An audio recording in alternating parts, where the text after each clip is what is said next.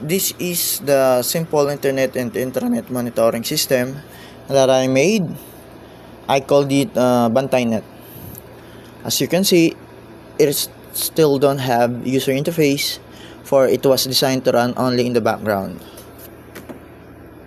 For now, this is a demonstration. For the sake of demonstration, I will show the console feedback. The system will send a message if one of our routers failed to reply to our pings.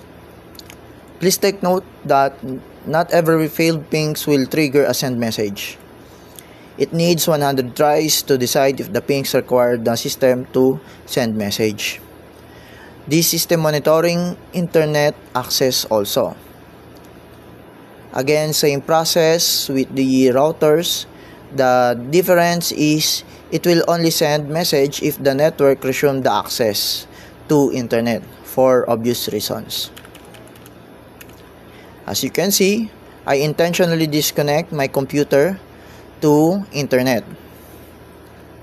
Then after 100 pingings, I resume it, and once it got the internet access back, it send a message to Google Chat. That's all. Thanks you.